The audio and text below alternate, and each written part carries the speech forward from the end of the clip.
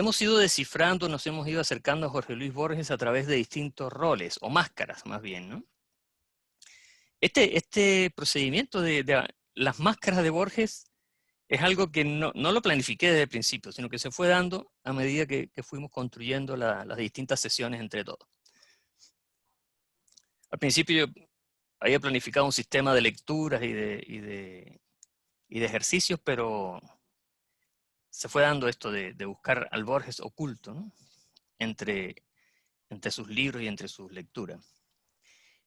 Y nos dimos cuenta que Borges tiene máscaras bien definidas. La primera es la del bibliotecario de Babel, ¿cierto?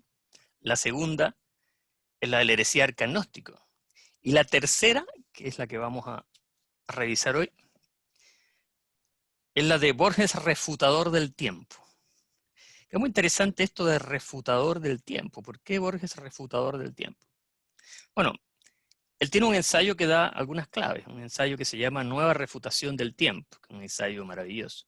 Pero además de ese ensayo hay pistas a lo largo de toda su obra que nos podrían estar hablando de un Borges que descreía del tiempo, básicamente porque él se sentía hecho de tiempo y sentía la desesperación de, así como decimos que los seres humanos son de carne y hueso, él podría decir que los seres humanos están hechos de tiempo, más que de carne y hueso. Esa era un poco su sensación, ¿no? Estoy hecho de tiempo, dice él continuamente en sus poemas, en sus ensayos, en sus relatos. Entonces, paralelamente a esta idea de Borges refutador del tiempo, ¿por qué Borges refuta y combate el tiempo y descree del tiempo? Porque hay otra idea muy relacionada con el tiempo que para Borges significa mucho y que era posiblemente una de sus posesiones intelectuales más preciadas, ¿no? Pero vamos a llegar ahí dentro de un rato. Primero darles a todas y a todos la más calurosa y afectuosa bienvenida a este taller, la tercera sesión de nuestro taller La Biblioteca de Babel. A Wilber, que está por ahí agazapado en las sombras, le damos también la bienvenida.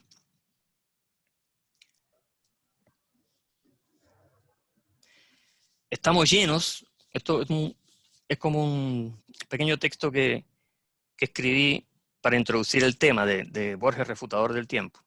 Estamos llenos de imágenes de tiempo y espacio. Antes, después, lejos, cerca, más allá. Lugares de tránsito, utopías, no lugares, habitares.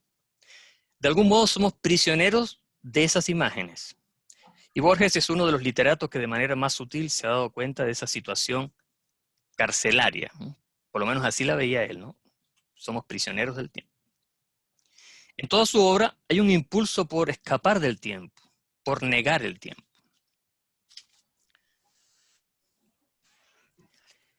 Hola. Una de las ideas básicas de Borges proviene de San Agustín. San Agustín, que era un obispo que está obsesionado también como Borges con la idea de entender la naturaleza del tiempo, ¿no? ¿Qué es el tiempo?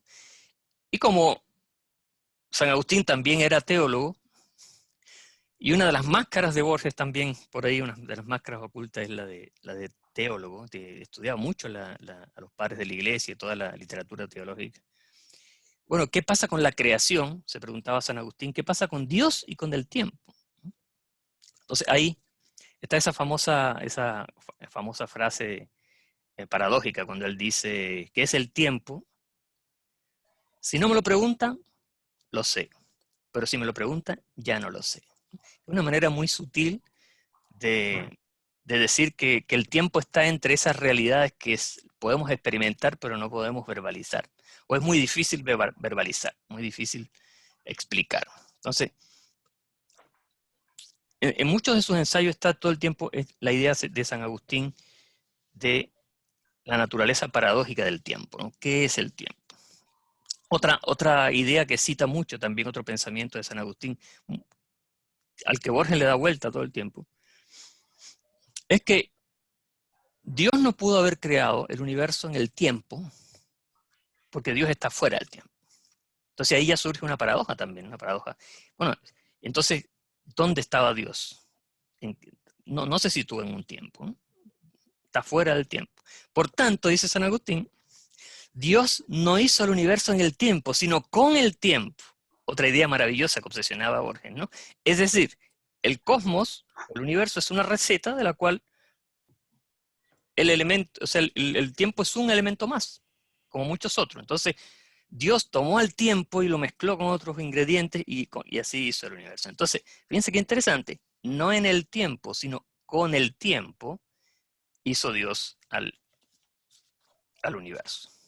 Entonces, hay muchos fragmentos de Borges donde está todo el tiempo reelaborando estas ideas de San Agustín. Claro que la reflexión acerca del tiempo es mucho anterior. De hecho, Borges se remite todo el tiempo a Platón y la famosa imagen de Zeus, cuando dice que Zeus creó una imagen móvil de la eternidad y la impuso al universo. Y eso es el tiempo, ¿no? El tiempo es una imagen móvil de la eternidad, ¿no? Que es también una muy hermosa idea. Voy a proyectar acá algunas imágenes para que empecemos a conversar sobre nuestro tema. Básicamente, Borges, refutador del tiempo, y hay una segunda parte de este enunciado, ¿no? Borges, el refutador del tiempo, y hay otra partecita, pero yo la quiero revelar al final del taller, no quiero, porque si no es como ser un spoiler bastante poco elegante. Entonces vamos a completarla al final. Borges, el refutador del tiempo, y él, y otra cosa. Bueno, el tiempo, tenemos las escalas de tiempo, ¿no? Por ejemplo, este es un diagrama muy interesante para entender cómo los seres humanos procesamos y metabolizamos el tiempo, ¿no? Primero, existen muchas escalas de tiempo, como se ve en este diagrama, muchas escalas de tiempo que se nos escapan. Por ejemplo, el tiempo en que una luz cruza un protón. Entonces se nos escapa absolutamente, ¿no? El periodo de una vibración nuclear. El periodo de la luz visible, el periodo de vibración de un átomo en un sólido. Todas esas escalas temporales son millonésimas de segundo, se nos escapan. O sea, no somos conscientes de sus efectos a largo plazo, ¿ya?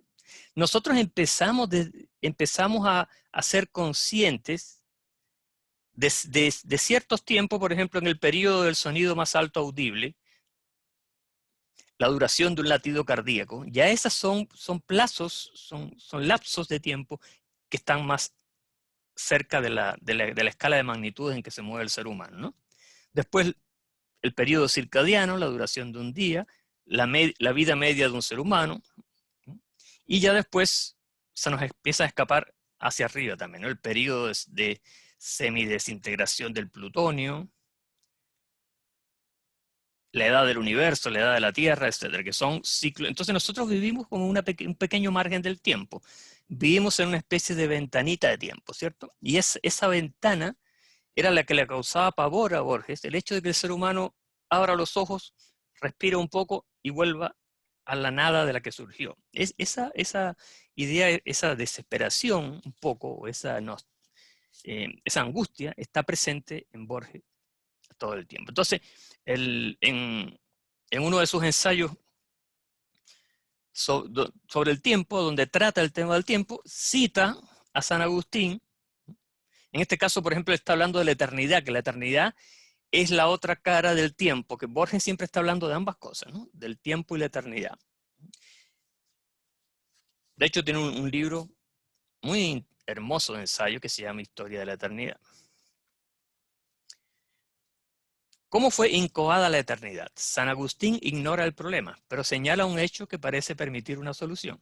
Los elementos de pasado y de porvenir que hay en todo presente. Alega un caso determinado, la rememoración de un poema. Y aquí está citando a San Agustín. Antes de comenzar, el poema está en mi anticipación. Apenas lo acabé, en mi memoria.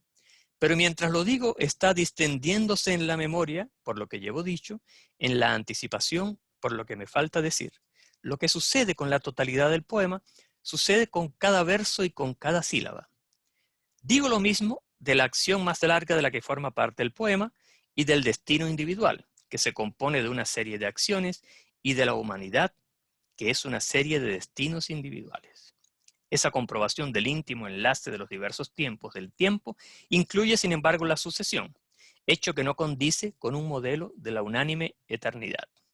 Esto ya nos da una pista de cómo Borges empieza a confrontar lo que es el tiempo con la eternidad, y empieza a hacer distinciones a partir de su lectura de San Agustín, después de Platón también, y de otros autores modernos. Básicamente en la eternidad no hay sucesión, sí la hay en el tiempo.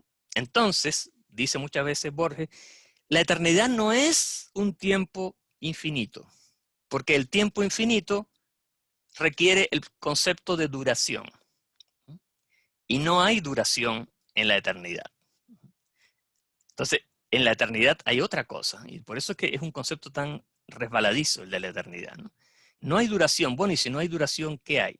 Hay una especie de simultaneidad. Entonces, por ejemplo, cuando San Agustín dice que Dios hizo al universo con el tiempo, bueno, ¿y dónde estaba Dios? ¿Cuál es el tiempo de Dios? Entonces, el tiempo de Dios sería la eternidad.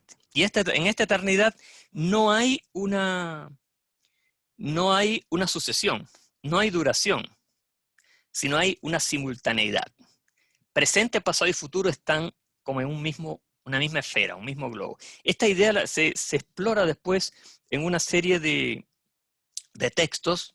Por ejemplo, este texto de Coomaraswamy, El tiempo y la eternidad, que este es un libro, voy a proyectar acá la portada, hablamos de él en otro taller, pero ahora vamos a citar algunos trocitos, muy interesante.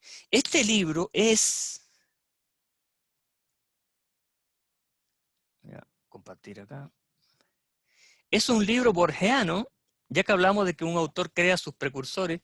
Este es un libro totalmente borgiano, lo pudo haber escrito Borges como complemento de su historia de la eternidad. Porque Coomaraswamy, pero es un libro escrito por un académico de origen hindú, Ananda Coomaraswamy. Lo maravilloso de este libro de Coomaraswamy es que él relaciona todas las ideas sobre el tiempo en Occidente y en Oriente. Él, como viene de una cultura oriental, también habla sánscrito, domina los textos de budismo tibetano, y él hace un contraste, la cultura árabe, el tiempo en la cultura árabe, el tiempo en el budismo tibetano, en el hinduismo, el tiempo en los griegos, el tiempo en la filosofía moderna, y él hace una comparación, una mezcla en los místicos, como Meister Eckhart, por ejemplo, que es increíblemente borgiana, y este es un precursor de Borges. Yo creo que Coomaraswamy, este libro Coomaraswamy podría estar firmado perfectamente por Borges. ¿Y qué es lo que nos dice? Varias de las cosas interesantes que nos dice Coomaraswamy en este libro, es que básicamente, por ejemplo, para los árabes, no tiene sentido, y lo dice por ahí en una de los epígrafes que aparece en el libro, en el capítulo 4, cuando estudia el Islam, y cita un fragmento de uno de los textos islámicos, dice, la vida a tus ojos, le está hablando a Alá, ¿no? La vida a tus ojos perece y surge en un instante. Entonces, ¿cómo podría alguien rogarte por nuestra vida? Que es una idea también, tiene que ver con lo anterior que dijimos de Borges, es decir, que en la eternidad no hay sucesión. Es decir, para Dios todos los tiempos son un instante, y ese instante es la eternidad. De alguna manera está prefigurado en Dios, según la teología, lo que será, lo que fue y lo que es. Entonces, hay otra parte donde, hablando de Buda, dice que un Buda, cuando alcanza la iluminación, es capaz de abalanzarse como un león sobre sus vidas pasadas. Es decir, el tiempo se convierte en una especie de remolino y ya se vive fuera del tiempo, es decir, en la eternidad. Entonces, aquí hay algunas distinciones que nos permiten adquirir algunas luces acerca de cuál es el camino que toma Borges para separar el tiempo, para refutar el tiempo y para adoptar una especie de postura estética y vivencial acerca de la eternidad. Por ejemplo, en este poema,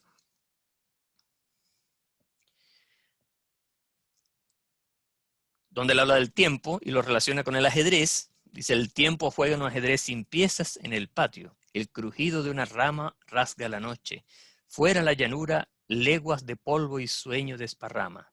Sombras los dos, copiamos lo que dictan otras sombras, Heráclito y Gautama. Y está hablando también, como Kumaraswamy en este libro, Tiempo y Eternidad, de dos de los filósofos y que representan dos de las grandes tradiciones de exploración del concepto del tiempo, ¿no?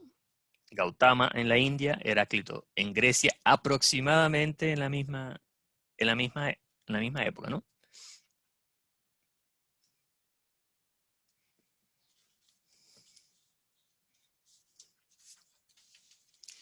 En su primer libro de poemas llamado Fervor de Buenos Aires, que es un libro que pese a que Borges no le tenía como mucho cariño a este libro, fue uno de los libros que él autorizó para la primera edición de sus obras completas. Entonces, de alguna manera, era un libro que él apreciaba. Y en este libro hay varias imágenes sobre el tiempo que son muy, muy hermosas, ¿no? Siempre con la visión que tenía Borges de la topografía por donde él se movió, ¿no? Las calles donde vivió, las esquinas, las casas de techos bajos, los tejados de ciertos colores, el reflejo del crepúsculo. Él dice acá en este poema, es un libro de 1923, es decir, tenía 24 años Borges. Y él habla de que en la cóncava sombra vierten un tiempo vasto y generoso los relojes de la medianoche magnífica, un tiempo caudaloso donde todo soñar haya cabida. Tiempo de anchura de alma, distinto de los avaros términos que miden las tareas del día. Fíjense qué interesante como en este poema ya Borges se refiere a un tiempo distinto del tiempo cotidiano, ¿eh? Es un tiempo caudaloso donde todo soñar haya cabida. Esa relación entre tiempo y sueño se va a repetir bastante en la obra de Borges, ¿no? Un tiempo de anchura de alma. No está hablando del tiempo cotidiano, está hablando de otro tiempo. Después hay distintas aproximaciones al hecho del tiempo como transcurso histórico que son bastante novedosas. Por ejemplo, en Evaristo Carriego, que es otro de sus primeros libros, un libro de ensayos, dice algo muy extraño, Borges. Dice que solamente los países nuevos tienen pasado. Es decir, recuerdo autobiográfico de él. Solo los países nuevos tienen historia viva. Fíjense qué interesante, porque uno podría decir, no, pero si en Europa hay historia viva, porque ya hay una tradición de miles de años, y en estos países todavía todo se está armando, no sabemos todavía qué es la historia. Sin embargo, él dice, no, justamente por eso, por el caos, porque todavía las cosas no están bien definidas, es por eso que solo los países nuevos tienen una historia viva. En cambio, en Europa dice la historia es un museo, ya pertenece como a la tradición, entonces hay como una distancia respecto de eso, ¿no?